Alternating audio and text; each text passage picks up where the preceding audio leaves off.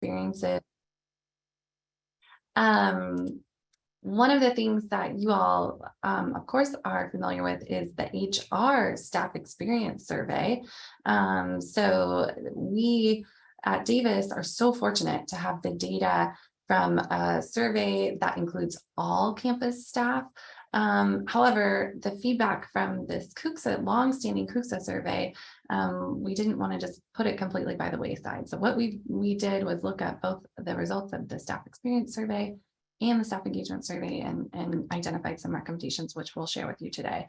So what we're doing is we're going to go through some results, again, go through our additional exploration and findings, and then we'll share those recommendations. And as there are questions, don't hesitate to pop those in the chat, or we can answer them at the end. Okay. So if we can go to the next slide, please. Alrighty, so this is an overview of all of our results from spring 2021, and I want to point out a couple of things on this slide. So the first is at the top, Davis, 1,321. That's how many staff completed this survey. That's in contrast with, I think, upwards of like 6,000 who complete the staff experience survey. So again, it is a random sample of our staff members on the Davis campus. And again, we focused on, you see those yellow arrows, career development, diversity and inclusion, and retention. Something I want to point out is, right, in general, our scores were quite good, especially in comparison to our peers throughout the UC. That's at first glance. I mean, not to say that our results are bad, but I think when we start to dig in a little bit deeper, especially by where someone works within the organization, what their identity might be, on and on, we learn a little bit of a different story, right? What you're looking at now is an aggregate of all of the results. And so, diversity and inclusion, for example, I want to point that out, 76, a fairly high score in comparison to the others. And in fact, we are 3 above what we scored in 2019, the last time the survey was conducted, and even 1 above the UC overall. So, again, at first glance, looks pretty good. Can someone turn off the annotate, please? Just so that no one's, writing on the screen. Okay, thank you so much. Let's go to the next slide, please.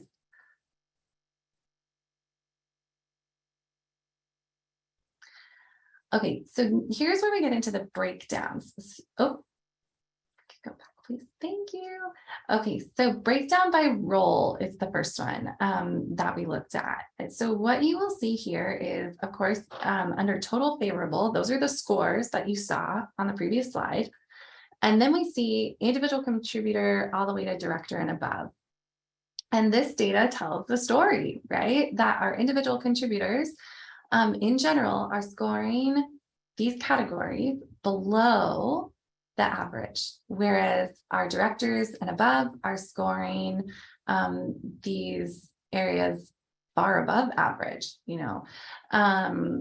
So this was like a first indication, okay, something's going on here. Let's go to the next slide, please.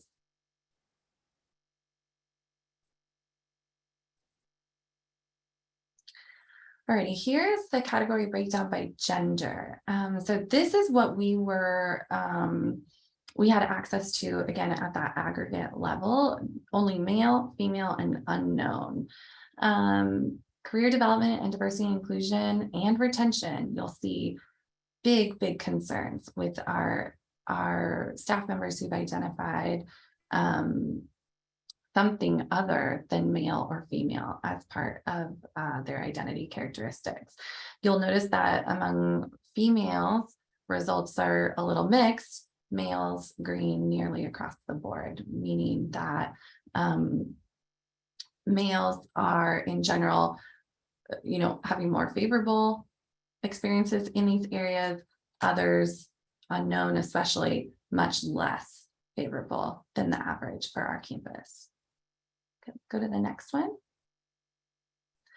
Ethnicity, we see it even more still. Our white staff members are scoring slightly above the scores, and our staff of color, particularly those who identify as Black, African American, or unknown, so anything that's not listed here, are scoring the career development, diversity and inclusion, and again, especially retention, far below what our aggregate score is. Okay, let's go to the next one. Tenure is another area in which the data is broken down. Folks who've been at Davis for less than 3 years, generally favorable. I think we joked at one point that maybe then the honeymoon phase wore off, and then 3 to 5 years, things are looking a little bit differently in terms of people's perception of these areas. And then of course, nearing retirement age, 25, 30 plus, which likely aligns, or could, not always, but likely aligns with those director level positions that we saw on the earlier slide. The scores are much more favorable. I would certainly anticipate that the 22 above the average, right there in that top right corner, those are our directors. They're really happy, right? Right, we can make sense and tell stories to the best of our ability with the data that we have. So what our group chose to do next was to do some interviews and also look at the results of the staff experience survey to see where there were complements or contradictions. So I want to talk about that one next. So all of us were invited to participate in the 2022 staff experience survey. This is the second one that the campus has done, and it was conducted in March of this year. Results were available, I think, around May. There were a few opportunities to improve identified as part of those survey results at a campus level. The first was career. So the prompt was, I have good career opportunities, which is one of the strongest drivers of intent to stay. This is an area, career, I have good career opportunities was identified as an opportunity to improve, for our campus to improve. Equal opportunity was the next. So the prompt was, regardless of background, everyone at UC Davis has an equal opportunity to succeed. This concern, right, again, identified as an opportunity for our campus to improve, was pronounced when they looked across race and ethnicity, when they looked across those demographics, just like we did in our staff engagement survey. More still, they identified the survey company that our Black and African American women staff are at risk of attrition. They can see that in the data. So that lends to our recommendations as well. Let's go to the next slide. We conducted a number of interviews. Here are the subjects of those interviews. They were mostly folks from HR and the Office of Diversity, Equity, and Inclusion. And our intentions for those interviews were to learn more about what was happening in the areas of career development, diversity, and inclusion, and retention, not only within those areas, but at the intersection of those areas, in hopes that there would be existing programs and activities, initiatives, et cetera, that we could amplify through our recommendations, or we could seek to sort of set the record straight. If there's misconceptions, kind of similar to this HR Mythbusters series, if there are misconceptions, like, let us integrate those into our recommendations such that we can maximize our impact. Okay, let's go to the next slide. I think we're getting to recommendations.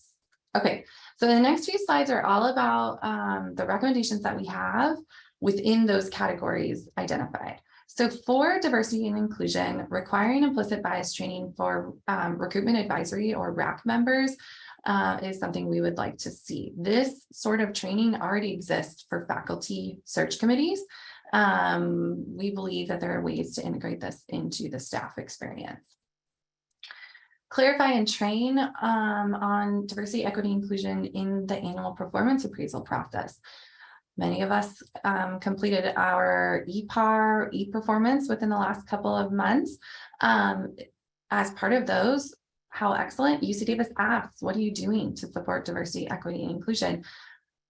It is not clear to us how those responses are appropriately measured, or if they're recognized, distributed, shared, right? We feel that there's perhaps a missing link in that part of our performance appraisal process. We want to promote a culture of DEI with meaningful recognition of completed trainings related to DEI. So in absence of required trainings, how can we acknowledge and celebrate those people who are going above and beyond, who are spending time and energy to learn in these areas? Recommend the establishment of department level DEI groups. This is something that's happening more and more. In fact, in the College of Engineering, we just established ours within the last couple of years. Committees that work to improve DEI at the local level. We'd love to see a more official recommendation that those groups be established. Establish a mechanism to support active involvement among the administrative advisory committees, constituent groups in staff assembly, right? There are staff groups doing this excellent work in a lot of places, and how can we ensure that there is overlap and coordination in those efforts? And then finally, act on the findings of the Aggie Black listening sessions. Excellence. There's excellence in there that's missing on this slide, but there were a series of listening sessions early spring, acting on the findings and recommendations of those, because we can see in our results that attention should be given in that area. Okay, let's go to the next slide. Career development, in terms of growth opportunities on campus, we felt it was important to publicize the release time policy with an official biannual reminder to managers, supervisors, and staff. An annual letter of support from leadership to participate in campus service. We have an excellent example from UC Berkeley. Their chancellor and their chief HR officer sent something to the community that says, hey, what you do as a volunteer, right? That's contributing to our campus, to the growth, it should be recognized and celebrated and supported, right? Because we're stronger because of your efforts. So a letter of that nature. Develop, promote, and recognize programs for staff advancement and retention. There are a number of examples that could be amplified. They're happening perhaps in silos. So how do we elevate them such that they could be possibly replicated either by other departments or at a campus level? Okay, next slide. Retention. Expand exit surveys to inter-campus position changes and publicize those results, and then of course act on the results. So currently it's our understanding that exit surveys are only done of those folks who leave campus completely, leave campus entirely. But as many of us know, colleagues go from place to place, and there are reasons for that we should document and better understand. So expanding those surveys to any sort of job change would be really advantageous. Continuing to increase transparency around topics like equity adjustments, salary scales, and ensuring that those are clearly accessible on the HR website is another. And then finally, requiring initial training for all new supervisors and ongoing training for supervisors on university HR policies and best practices. This actually came up for those of you who attended last month's HR Mythbusters. There was that big question of like, okay, if we're supposed to go to our managers, how are they trained on all of these, fairly complex policies, right? So ensuring that our supervisors, managers have the tools in which to support their staff. I think the next slide is, just a thank you to all of the members of the group.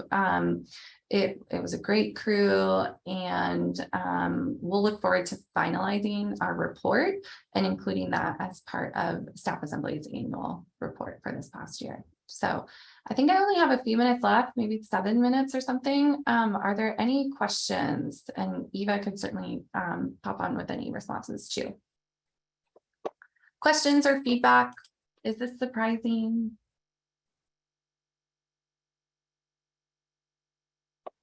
And I'm taking a look at the chat too.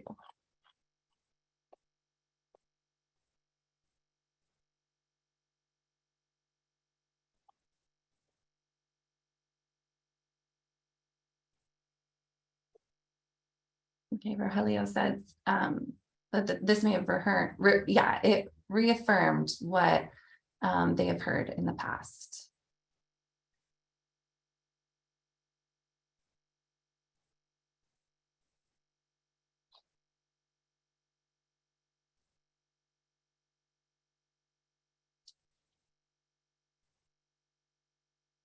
Thank you, Corey. So there's a supporting idea there. Okay, well, hearing none, and thank you everyone for, your points in the chat. As this simmers, let us know if you have any feedback or recommendations or even launching points for this, right? Because I think that's another huge part of our effort is we did not want to come up with recommendations that, could not be actualized, right? That was why it was very important for us to work with campus partners to understand what they had in the pipeline, what was possible in hopes that we can really push the needle forward. So if you have any ideas in that regard, please do share with us. But otherwise, thank you all so much for your time and attention today. Oh, there is a question down there. Who is responsible for developing the action plan to address the recommendations?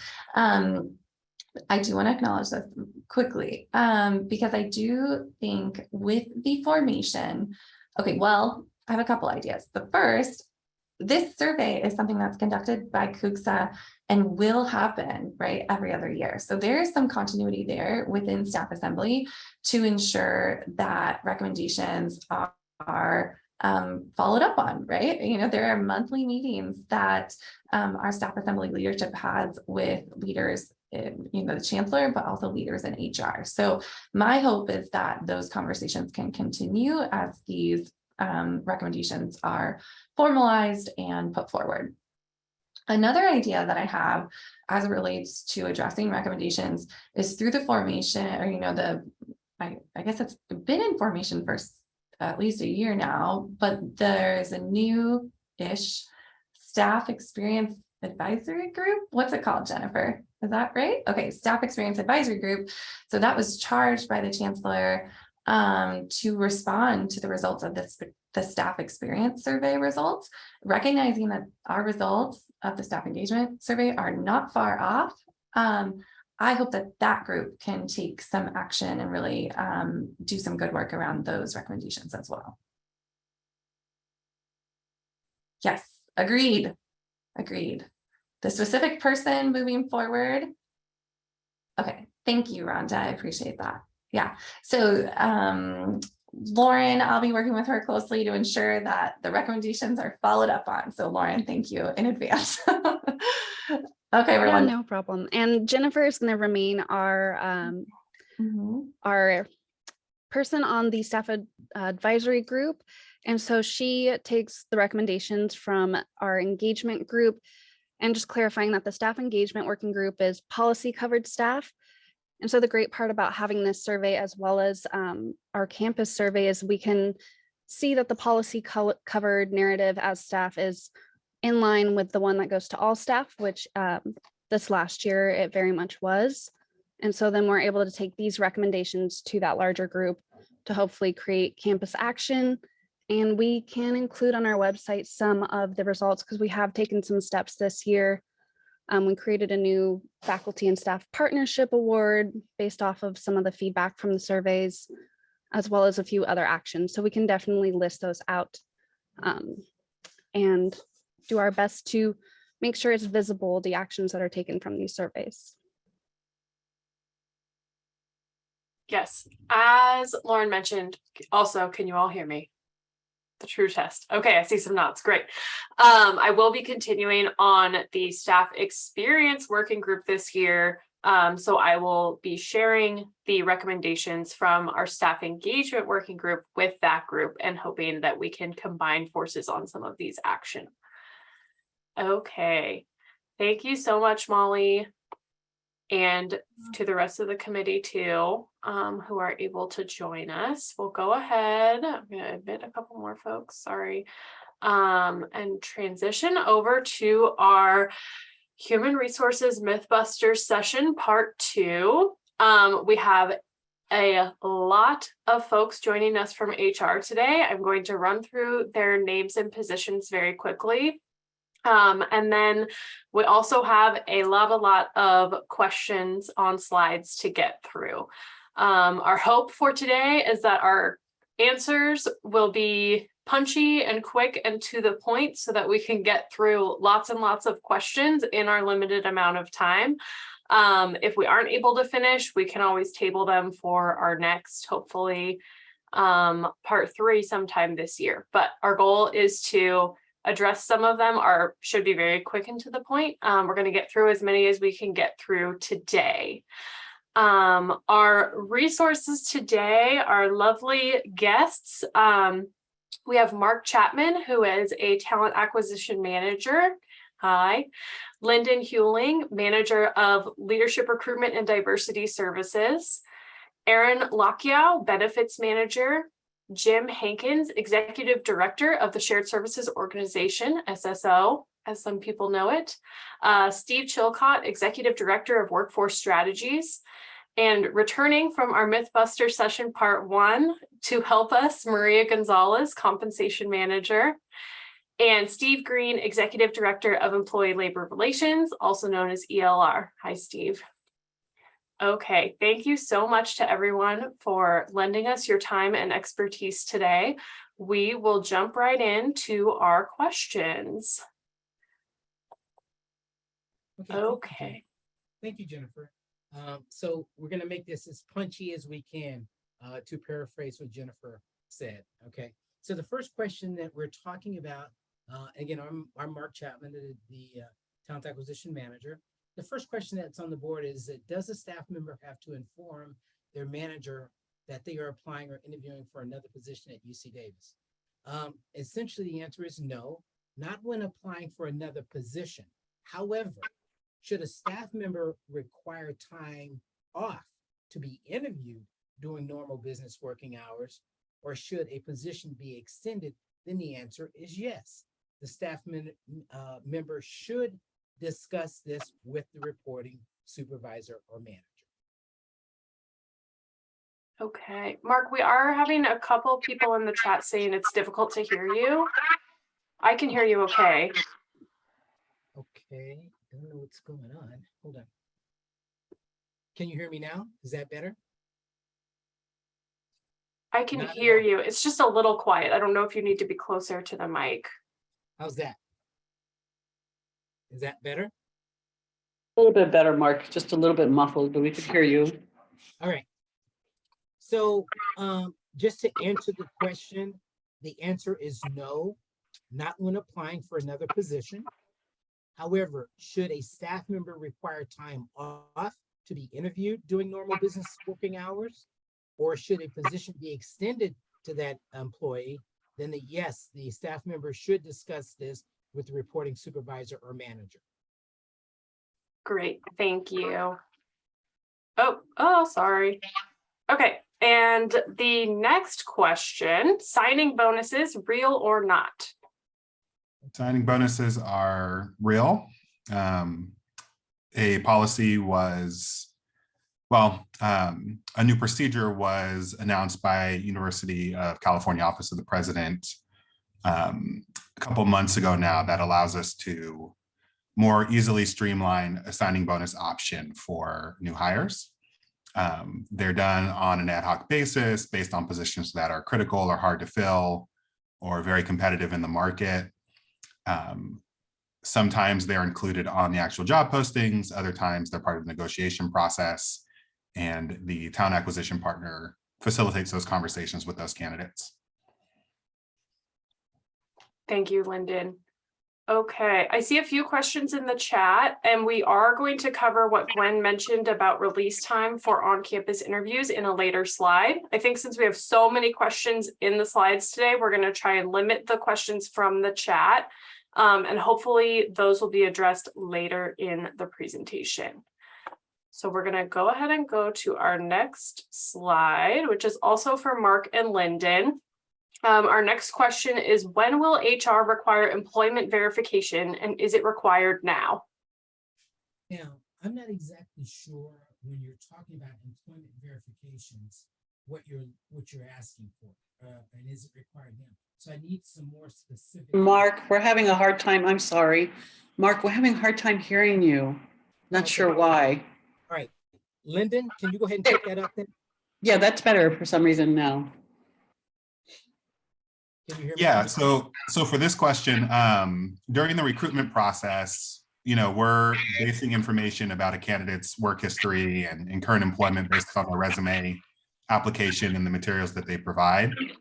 When somebody's hired, they go through an onboarding process where the onboarding team will validate license, education, if there's an educational requirement, and so on. So that's actually a shared service function as part of, or as a condition of employment. So it is happening now. So the verification of the license and those pieces are done by the onboarding team. Employment verification, I think it depends on the role. I think the SSO can validate that when we talk to them. Okay, great. Thank you. Next question, is it an HR policy that there must be more than one viable candidate to move forward in an interview or hiring process? There's not a policy for that, but it's certainly a best practice and a goal of our recruiters to have a viable and competitive talent pool for every recruitment. All right, thank you. We'll go to our next slide. Is it true that hiring authorities cannot negotiate higher than the first quartile for wage negotiations? Mark, you want to take that one? If we can hear you. You guys hear me now? Yeah. Okay, so no, any kind of degree is not any kind of degree that's not related to a position. Oh, Mark, sorry, Mark, we're looking at the one before that. Okay, is the HR policy, oh, for one viable candidate, okay. No, sorry, the one, so it's about the negotiating higher than the first quartile. Are you able to see that?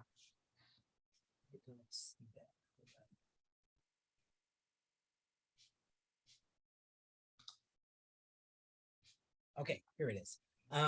No, UC Davis, there is no UC Davis policy that states that there is a requirement to have more than one viable candidate to move forward with the interviewing process. However, the practice is to have more than one candidate. And that's for various reasons relevant to if you're underutilized in a different area for a different classification, it would be great to have more candidates.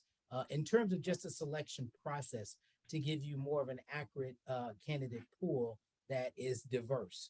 I think that you might want to have more, but is there a policy? The answer is no. All right, thanks for kind of reiterating that piece. So I'll jump in and answer the next question here. So is it true that hiring authorities cannot negotiate higher than the first quartile for wage negotiations? No, that's not true. A department may have their own budget parameters. They might be looking at internal equity. There's a lot of variables that go into an offer, but there's not a limitation to stop at first quartile. All right, thank you. The next question, is it true that a degree of any kind, even if not related to the position, outweighs years of experience? So the answer to that one is no. So when we look at a job posting, we're looking at the minimum and preferred qualifications, and it may have, a particular degree. Maybe it's a bachelor's, maybe it's a master's, maybe they have a specific amount of years of experience that they want, maybe they don't. And so offers are based on the knowledge, skills, and experiences of that candidate relative to the qualifications of that role. So a position may or may not even have those qualifiers, but certainly we're not comparing those next to each other necessarily. If a position does say, for example, a bachelor's degree or relevant experience as a qualifier instead of having that bachelor's degree, then that's where we would utilize that candidate's experience to determine if they have that relevant professional experience to make up for the lack of a bachelor's degree, for example. Great, thank you. All right, we will continue on to our next slide. Is it true that someone working in a position for 10 years could be making the same as someone who is hired into that position today, even if the other person has more institutional knowledge? You want to jump back in, Mark? Oh, we totally, oh, Mark, we can't hear you at all now, unfortunately. Lyndon, just go ahead and take them all. Now we All can right, hear you. I'm rolling with it. So, so to answer that question, yes, it's possible. There's a lot of things that go into how a salary offer is generated. And I know we talked a lot about that in the last session. The market can change, especially on the healthcare side. Certain roles become more competitive over time. The market might be tighter, and so a salary offer 10 years after we hired somebody else is probably going to change based on market trends. And an offer is also based on more than just, years of experience. It can be a level of education somebody has. It can be a specific skill set that somebody has that's very specialized, or the changing needs of a department in a role. So there's a lot that can go into that. But to answer the question, yes, that can happen. thank you. Can a department offer an applicant or an employee a lower salary because they wish to work remotely some or all of the time? Nope. No. Great. Love it. Thank you. Next slide. Okay, truth or myth? Maria, I may tap you for this one to give Lyndon a bit of a break. Represented staff do not get merit increases for performance on top of their union contract increases. That's true. Merit increases, first of all, increases for represented employees are bargained by collective bargaining with the union and Office of the Chancellor. Steve is on this call too, if Steve Green has anything input, but the increases are across the board increases are bargained, and merit increases are not part of that bargain in the collective bargaining agreements. All right, thank you. Is there a policy that positions can only be on contract for up to 5 years? And are there consequences for a position remaining on contract for over 5 years? This question, I'm kind of also partner with my colleague, Mark, because he may know more in reference to contract appointments. I believe, Mark, is it 4 to 5 years? They can be negotiated for year to year. I'm not 100% on that one, so I'll head over to you. If not, can you hear me, Mark? Hear me? It's There, yeah, we can hear you now. okay. I'm having to hold the wire into my computer. Anyway, it is, yes, it is 4 to 5 years. It's usually 4 years with an extension to 5, but the answer is yes. Are there consequences for a position remaining on contract longer than that, or what happens at that point? Well, generally, the answer would be no. The consequences would be usually that individual has to be converted over into a career position, and you Okay, may not have a budget for that. thank you. Okay. Next, we have, actually, Maria, I'm gonna go ahead and mute you while I am asking the questions, because I'm hearing myself on yours, and then I'll hand it over to you and you can unmute. In an exempt title, is it true that when a coworker is out on extended leave, I am ineligible for a temporary stipend to recognize the extra work I do if their pay classification is at or below my pay classification? Okay. We do not give compensation for lower level work or the same type of work. Compensation would be for responsibilities that are a higher class where they're stepping in. Okay, great. Thank you. Next question. Is there a recommended number of direct reports for a supervisor to have? Is there a maximum number? There is, it's 2 full-time career employees or FTEs, 2 FTEs that are career employees. 2 FTEs per direct supervisor? That 2 FTEs per, in order to be designated as a supervisor or manager, you Mhm. need to have 2 FTEs that are career appointments. Okay. Is there a maximum number of supervisees? No, there isn't a maximum, but that's the minimum. Is there a recommended range? No, it depends on the responsibilities of the scope of the job. So Okay, there's nothing, but the number of FTEs, that is Office of the President requirement. okay, great, thank you. Okay, next we have questions about Star Awards. Myth or truth, a Star Award cannot be issued for more than $500. That's a myth. It's untrue. Star Awards could be more than that. And a little bit about the Star Awards so folks understand it. We only review Star Awards that are more than over $1,000, right? So anything that's up to $1,000 at the department level, we don't see it, but we only review ones that are greater than 1,000 for what our role is in reference to the Star Award. Other than that, the campus owns that process if it's less than that. Great, thank you. Okay, this one's a little bit longer.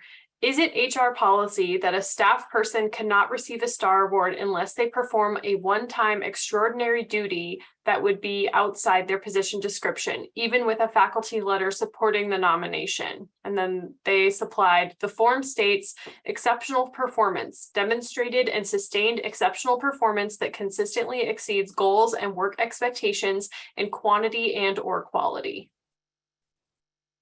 Okay, so Star Awards are usually for things that are way beyond your normal responsibilities of your job.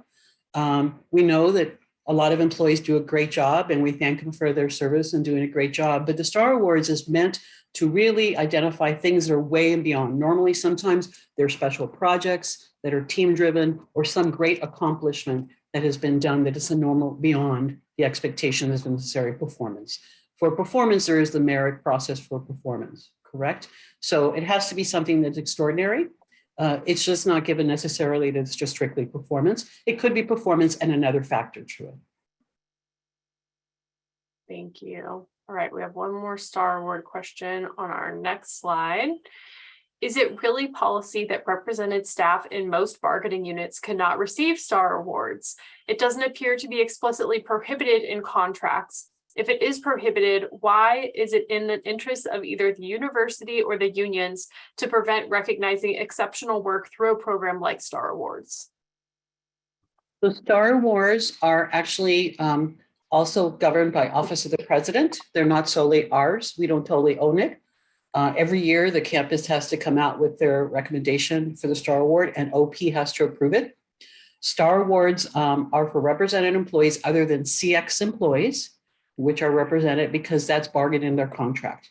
The rest of the contract is not bargained, therefore they're not eligible. I don't know if Steve Green's on the call. If he is, he could certainly dive in because it's something that is contract driven. Yeah, I would just add that when you're talking about money, those are considered under the law mandatory subjects of bargaining. And so it's not like we can just unilaterally decide we want to do that.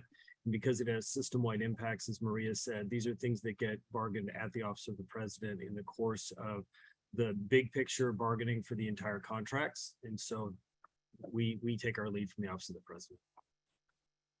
Thank you. Okay. Next, I believe I'm going to tap Aaron for these ones. We have some benefits questions. When you resign from the university, do you have to actually work your last day except for when you are retiring? Hi, can you guys hear me okay? Yes, you sound great. Okay, perfect.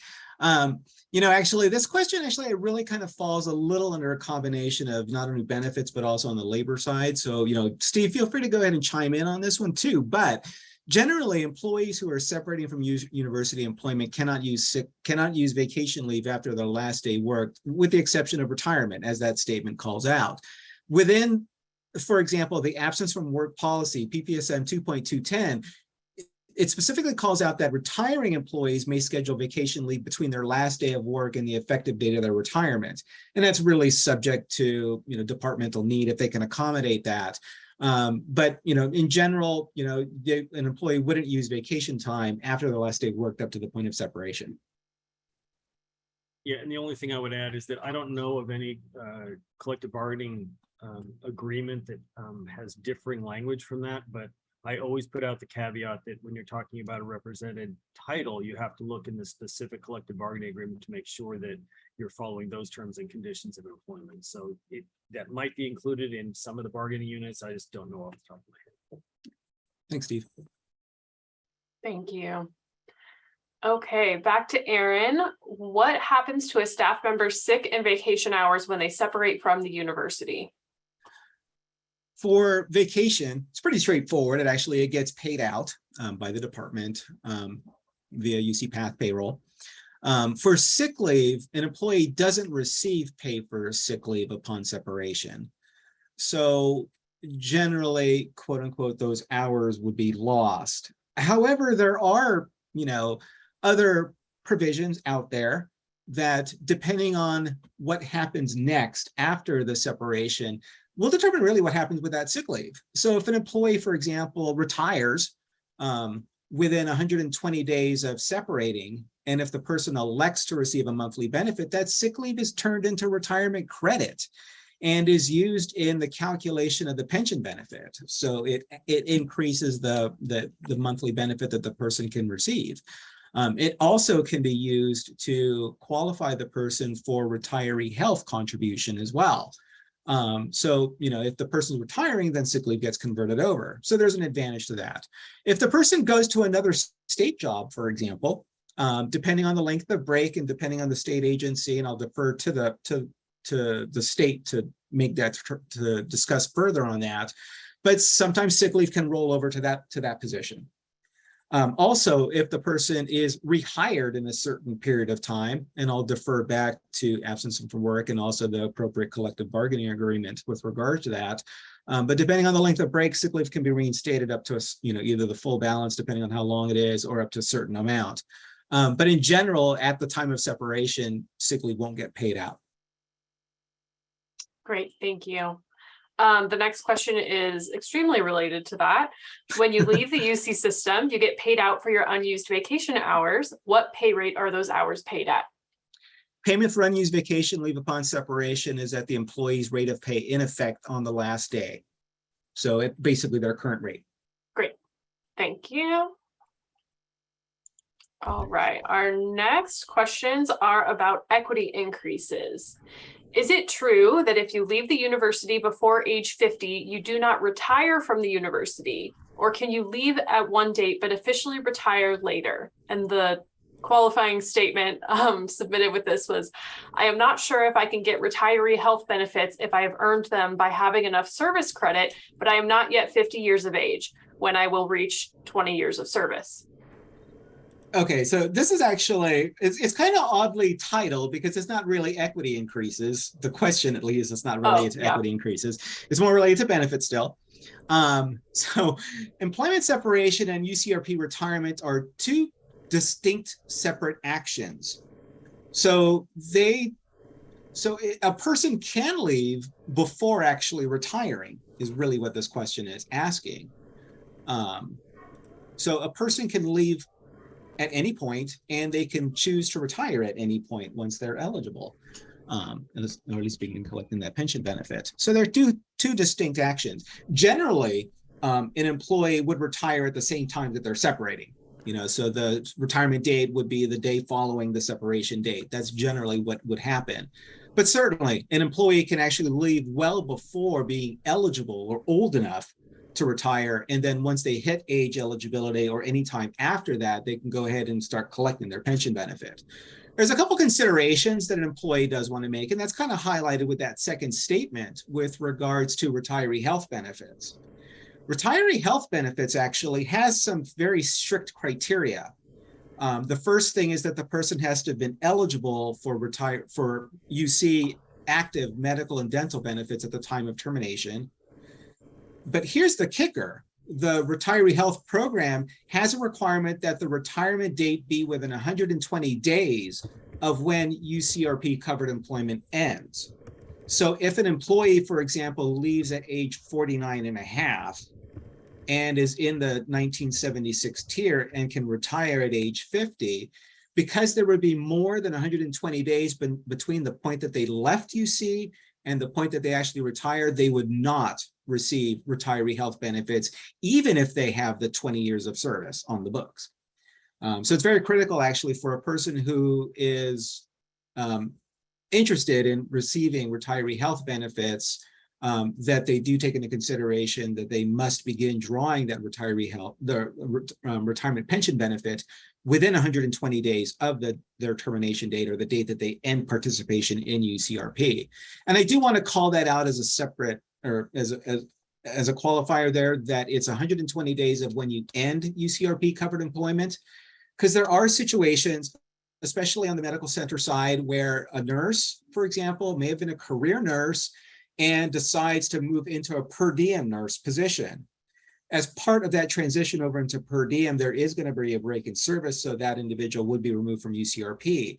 So at the point that that per diem nurse decides to retire, if there was more than 120 days between the time that their career position ended and when they begin collecting the pension benefit, they would not be eligible for retiree health. They would still be eligible for the pension benefit, but it's just that retiree health coverage would not be extended to them.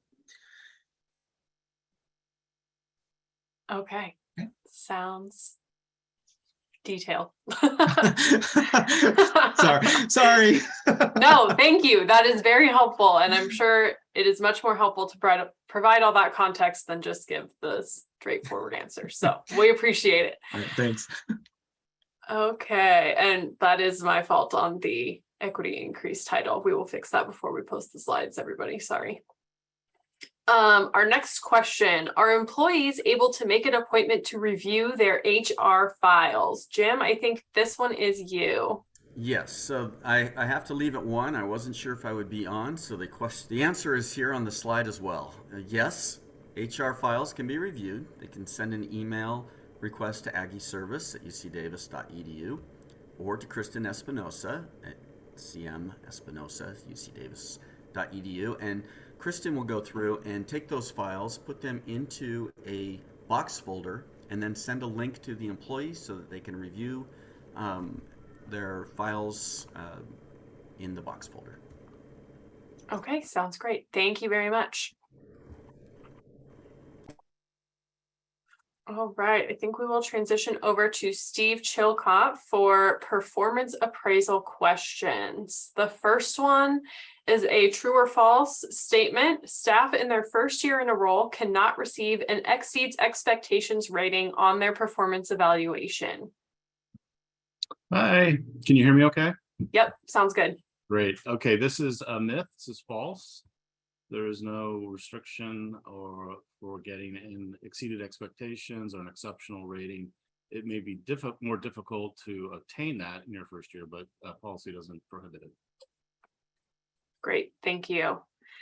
Next one, is it an HR policy that only one staff member in a unit can receive exceeds expectations ratings on their performance evaluation? We did get this question several times over with a couple of different wordings, so the subtext is another option of that. Is it true that supervisors are required to bell curve grade their staff for performance evaluations, even when the whole team has performed exceptionally? Again, this is a myth. There is no UC Davis or HR policy that restricts or specifies ratings distributions. There's always a lot of questions about bell curves and different things related to that. There's no policy concerning that. You would think in a kind of a best practice optimal state, you would see a distribution so that it's not clustering towards the bottom of the ratings or at the very top of the ratings. So you would hope to see some spread generally. There's always exceptions. If one team has done, extremely successful work in a year, then you might see something where the ratings are gravitating towards a particular higher outcome. But there's no policy that dictates this. In terms of a bell curve requirement or something like that. Thank you. Further personnel questions. Is it an HR policy that two members of the same family cannot work in the same department? The I mean, the short answer is no, it's not that there's an absolute prohibition to that. There is a policy called the near relative policy for UC Davis and the other UCs. And so when there's potentially or actually family members or what are defined in policy as near relatives, which include most family relationships as well as in-laws and folks that live in the same residence and other things of that sort. If they're going to be in the same department, then there's a process that it needs to go through where the department requests a review by HR if they want to hire someone, for example, and their sister works in the same department or unit, then that's reviewed to ensure it would be in the best interest of the university and there wouldn't be a conflict or it wouldn't be problematic given the way that the nature of the two positions and how they would interact. There is prohibitions against near relatives supervising a near relative or evaluating or disciplining or affecting, making decisions about compensation or hiring, things of that sort, just for obvious reasons. Great, thank you. Next question, is it true that HR does not require exit interviews? HR invites all employees on the Davis campus, all staff on the Davis campus and health that are separating from university employment to take an exit survey. And they can also request to be interviewed as part of that survey. And then HR will follow up and interview them. Also, departments sometimes have their own practices of doing exit interviews, which is fine. It's just an additional way of getting feedback. But there's not a requirement per se for either interview or survey. Probably would be undermining the process if we required it. There was, mentioned earlier about interest in having exit surveys of folks moving between jobs on campus or health or between health and campus. So just wanted to call out that HR is well aware of the high interest in that. And we've been researching vendors to set that up basically. So still in the process of doing some vendor assessments, but more to come on that. Great. A follow-up for you that's not on the slide. So if folks are leaving departments right now, not leaving the university, and their department offers them an exit interview, the data they collect in that or the stories they collect in that exit interview just stay with the department. Nobody's reporting that data back up to HR, right? Not that I'm aware of, but it may be done on an ad hoc basis if something comes up that warrants escalation or action, but there's not a formal loop back to HR that I'm aware of. Okay. I was 90% positive, just wanted to make sure. Okay, our next question. Is it true that if development officers are not succeeding in a current role, that they won't be allowed to transition to a different role on campus? Yeah, I think the answer for this is probably not development officer specific, but it's a little unclear what it means by not succeeding. But if the question is basically if someone's having performance challenges or issues, and maybe has gotten a less than satisfactory appraisal or something like that, there's no prohibition from them applying for and being selected for another position, being considered for other employment. Obviously, if there's performance issues, it may be more challenging to get hired. But if the question is, are they permitted to transition or be considered, there's no prohibition to that. Okay, great. That's how I understood the question also. So. Okay, I think since this one's titled labor, we're going to tap Steve Green for these ones. The first one, are union employees allowed to opt out of lunch voluntarily? So can everybody hear me okay?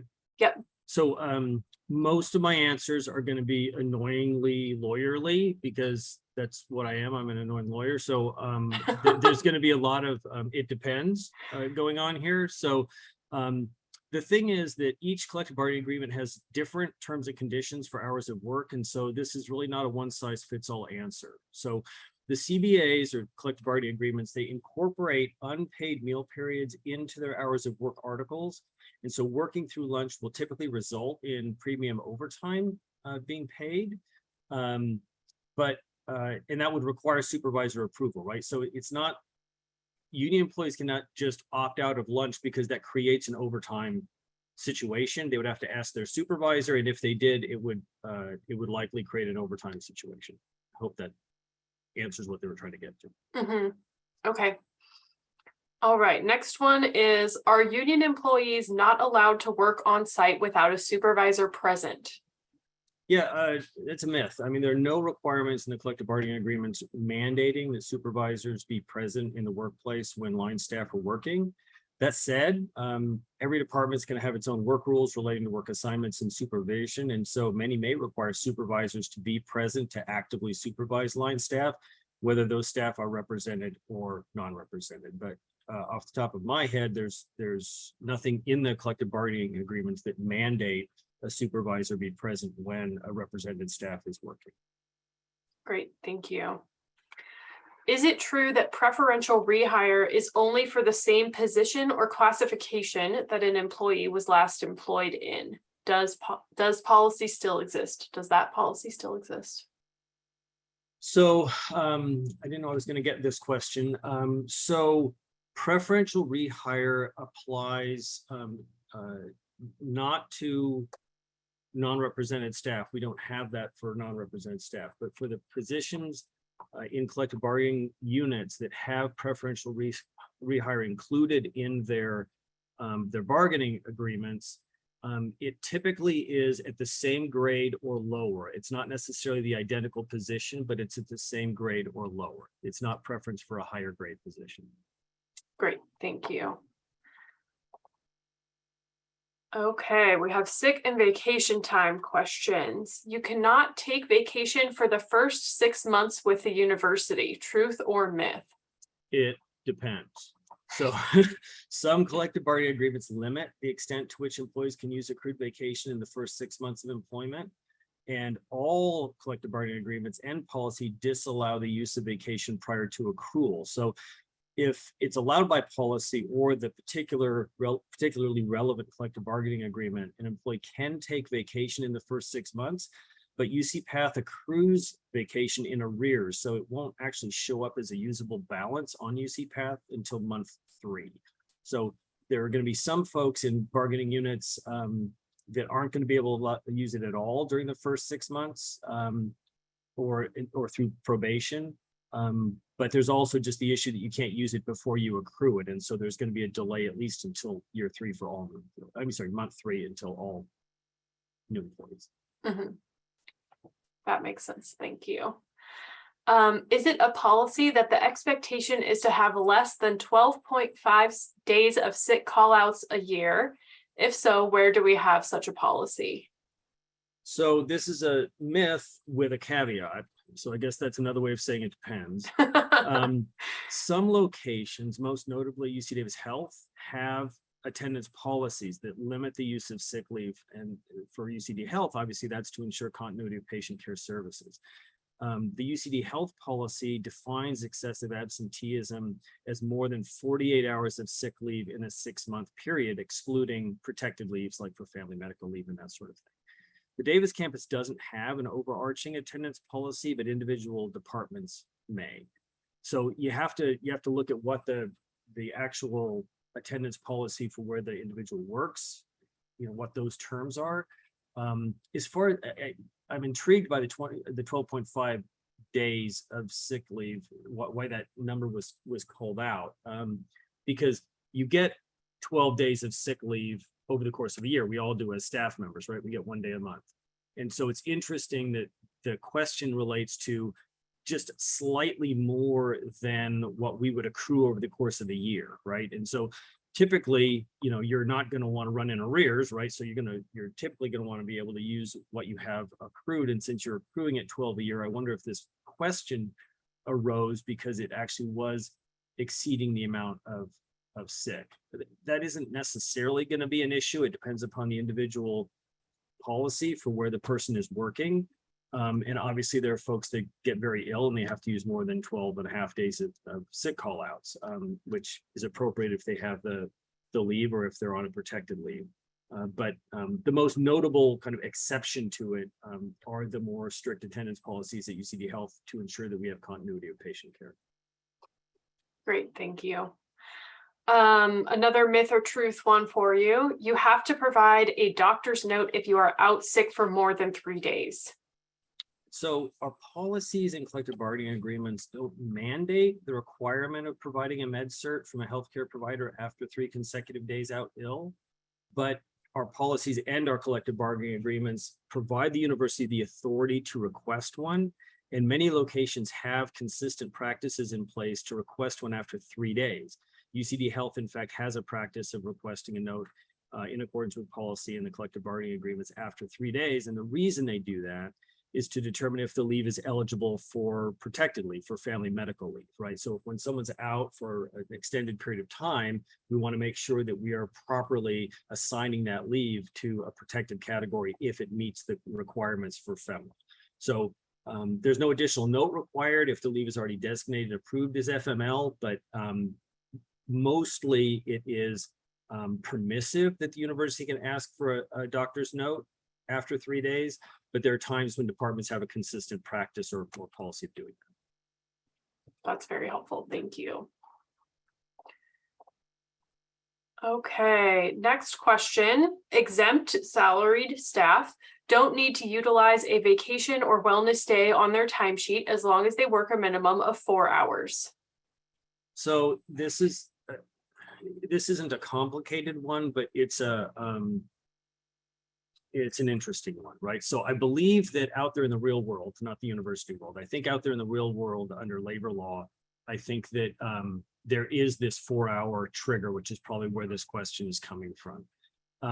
Exempt staff and I'm differentiating exempt from salary, but I think they're asking the same question. So exempt staff who are paid on a salary rather than an hourly rate. They utilize sick and vacation leave in 8-hour blocks, other than when they're on a FMLA leave or an intermittent leave, and then they use it incrementally. But for the most part, they use their leave in 8-hour blocks. And so if an exempt staff member isn't available to work their entire assigned workday, they should just take a vacation day, right? Exempt staff should not schedule vacation days when they expect to only work a partial day, right? But of course, they also have some flexibility, and exempt staff can make up the hours after the normal hours to the extent it's operationally appropriate. And remember that exempt employees are not necessarily, did you work 8 hours this day and 8 hours that day? It's more, did you get all of your job duties fulfilled, and did you get all your deliverables done? Did you do everything that you're required to do by your supervisor and the expectations of the position? So the question about they don't need to utilize as long as they work a minimum of 8 hours, it's kind of a misnomer question. If they work any part of their shift, they don't have to utilize the wellness or the vacation or the sick leave because they're exempt and they have to use it in 8-hour increments. Having said that, and so like when an exempt staff member falls ill during a shift, they should leave, and if they worked any hours, they wouldn't be using any leave accrual, sick leave, even though they've gone home sick in the middle of the workday. But having said that, we have folks that we see sometimes who believe that this is a loophole for them to be able to work half days and get paid full days. And where we see that kind of thing, where we see regular call outs after working a partial day and not using leave, if they're inappropriately abusing their exempt status to effectively take most days or repeated days off without using their leave accruals, that's a performance management, and actually it's a time card fraud issue. It's misconduct. It's not just performance, it's fraud that could result in disciplinary action. So I hope I answered this question, but it was a broader question. It required a lot. So I hope that is helpful. Mm-hmm. Yes, it is. Thank you. Okay, another exempt schedule question. Can exempt staff work a 4-day, 10-hour-a-week schedule, also known as a 4-10? So flex work arrangements are available, including 4-10s in some departments, but they're all left to the discretion of each department because the department knows what their operational needs are. So there's not the opportunity for an exempt staff member to go to their supervisor and say, I want to work for 410s and you have to give that to me. That's not an option. We encourage, especially with everything that's happened with COVID and hybrid work and remote work and all of that, we certainly encourage departments to be as flexible as they can with their staff, but it's not required of departments to provide flex schedules, including 410s, because it really is based upon what they know of their operational needs. Okay, thank you. Can staff remain on regular pay status and not have to use vacation? Oh, Gwen, this is the one that goes back to your previous question. Not have to use vacation time when searching, applying, and interviewing for a position at UC Davis. So I don't know a policy that allows for that. And frankly, I think that it's unlikely that such a policy exists. When it as broadly as you asked the question, right? So, I mean, the university is not going to absorb the costs of folks sitting at their desks searching for jobs and redoing their resumes and getting on LinkedIn and that's beyond the scope of what we would support. I think that traditionally we have supported release time for interviews, reasonable release time for interviews. But those are also subject to operational needs, right? So, I mean, that especially in patient care environments or situations where an employee has to be available for critical meetings or to support whatever the operation is, they're not going to be able just to opt out. If they need to do that, they're going to need to take a vacation day if it can be approved.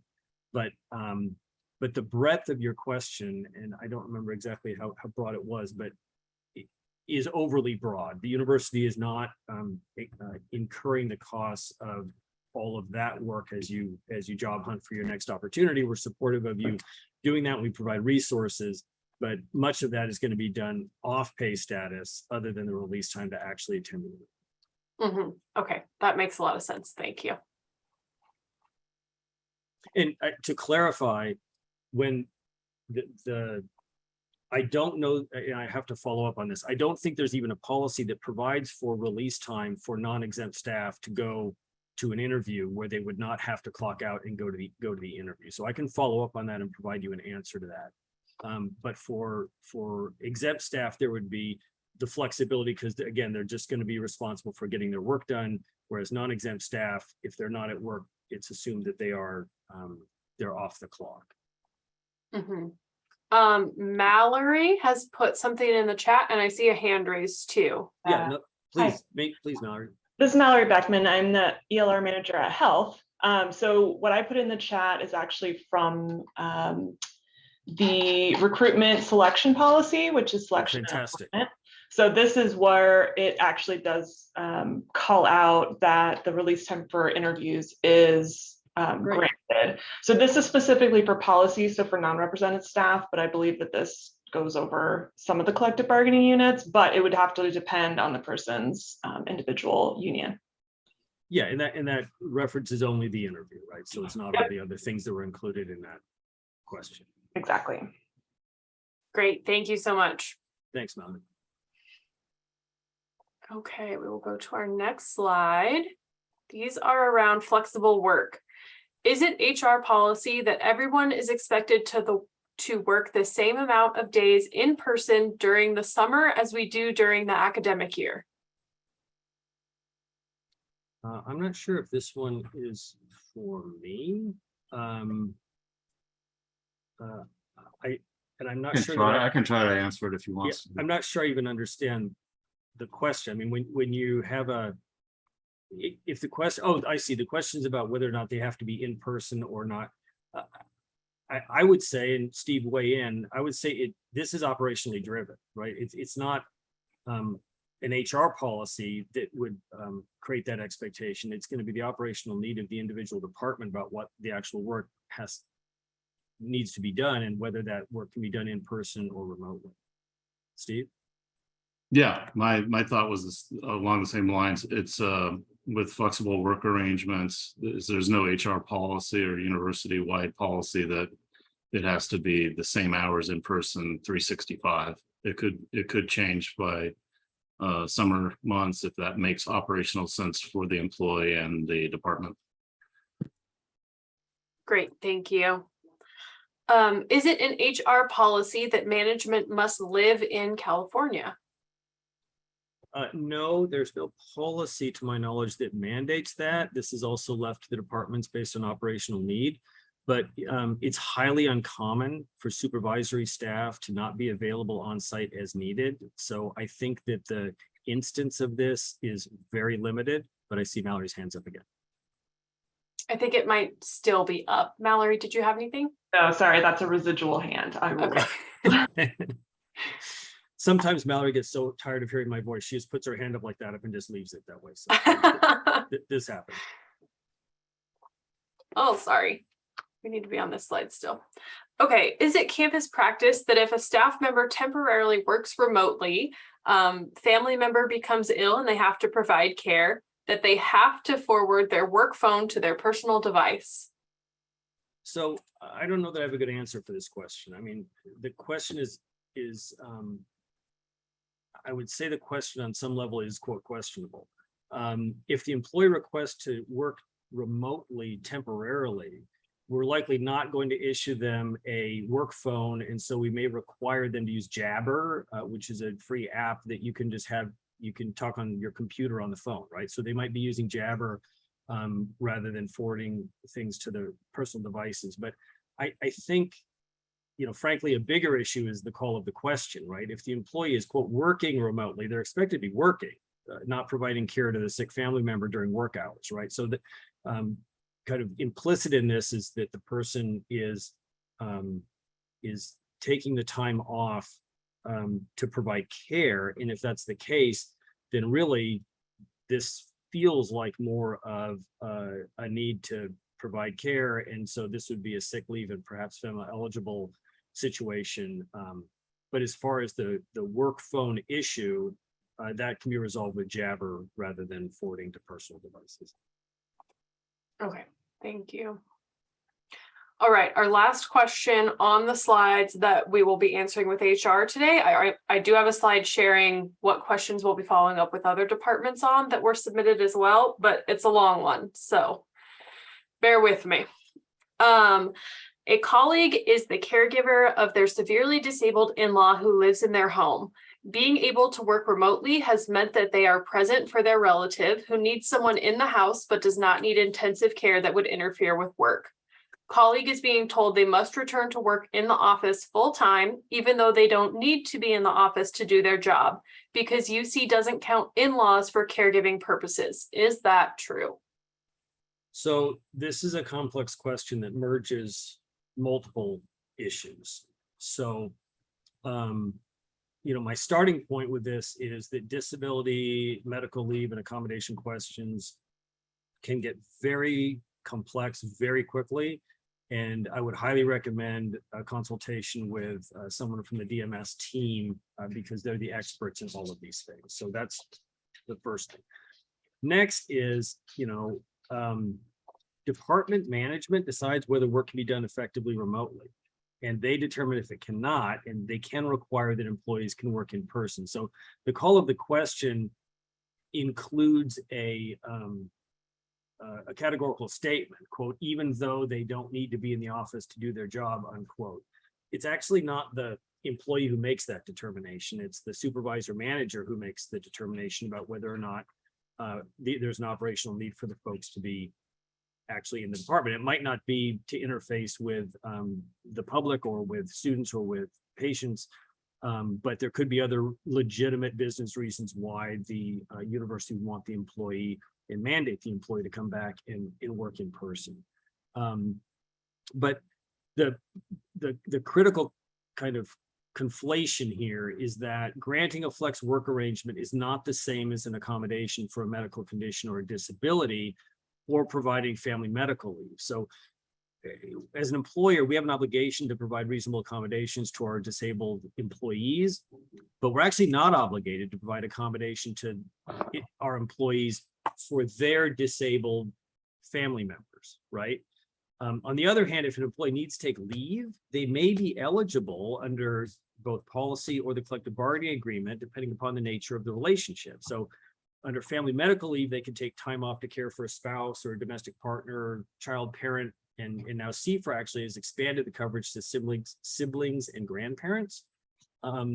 In this case, a sister-in-law is not covered as a family member for those leave entitlements under FMLA or CFRA, but the employee still may be able to take time off using sick leave under the PPSM, since the sister-in-law now it resides with the employee. Remember, Steve was mentioning the thing about the near relative, that there's differentiations in the rules if the person actually is living with the employee. So there may be some opportunities for leave, but the core of this question is, can the employee effectively refuse to come back to the workplace, and the employer doesn't have to provide an accommodation because the relationship is with his sister-in-law. It's true about the accommodation requirement because of the relationship, but there could be other opportunities with respect to taking leave, and all of those things need to be sorted through with the specific details of the issue, and that's why I recommend taking these to DMS and having those experts help you. And just for the recording and clarity's sake, DMS is Disability Management Services. Thank you. Okay. And they're on both campuses, and Elizabeth Delo is the manager. She's fantastic. Yakira Alston is the supervisor on the health campus. They've got a wonderful team, and they're there to help you. Great. Thank you so much. Okay, I am going to put up 2 questions that we will be following up with other offices on. Staff Assembly will follow up with SISS on a question that asked, is it UC policy to render visa assistance for candidates for academic but not staff positions? And we'll follow up with the ICC and Student Affairs about a student employment question. Student assistants are not allowed to work more than 49%. That was submitted as a myth or truth as well. We do have just a few more minutes. Sorry, I'm going to try and scroll through the chat and see what follow-up questions we may ask you all on the fly. I saw Lyndon was doing a great job of keeping up with some of the responses. Thank you, Lyndon. Okay, I have one in my DMs that you all may be able to chime in on. Where is the best resource to compare side-by-side benefits and drawbacks of a career, contract, or represented position? Examples about access to merit increases, maternity leave, and varying benefits. Is there some sort of chart or place to compare different benefits? I would defer to Aaron, but I am not aware of a place where you can, on the HR website, where you can look at what the varying wage benefit entitlements are by bargaining unit versus non-represented staff. I don't know of such a resource. Yeah, Jennifer, can you repeat the question? Yes, sorry. Oh, I That's can right. paste it in the chat so everyone can see it too. Sorry. Yeah, That was that'd be silly. great. Where is the best resource to compare side-by-side benefits and drawbacks of a career, contract, and represented position? Access to merit increases, maternity leave, varying benefits. Okay. Well, just real quickly, when it comes to benefits, we don't distinguish between career and contract necessarily. That really more is on the employee relations side with respect to things like eligibility for severance and whatnot. When it comes to benefits, our benefit programs actually look at the percentage time and the duration of the position. So for an example, like a assistant 3 that comes in a contract position versus assistant 3 that comes in a career position, both of them are stated as 50% or more for 12 months or more, for example. Both of them would be eligible for the same benefit level, meaning full benefit eligibility. So we wouldn't make a distinction between those. It's really more again on the other on the other areas of HR where there would be a difference in that. Part of the other consideration actually is with regards to retirement. Because the retirement choice program is something that was subject to bargaining. Some of the bargaining contracts actually have not incorporated retirement choice. So, represented versus non-represented depends on what the bargaining unit is that the person is represented, which would drive as far as what would happen with their UCRP membership options, whether they would go into the modified 2013 tier or that they would be eligible for the retirement choice program, the choice between the 2016 tier and the savings program. So that's just from a high level. If there's any more specific questions that folks want to go to, feel free to go ahead and email me. Great, thank you. And There's I'm sorry, just real quick, actually, I am I'm probably shooting myself in the foot for doing this, but I just popped my email address actually into chat. So if somebody does have a further question, want to drill deeper, feel free to email me. Thanks. Okay, congratulations, Aaron, really putting yourself out there today.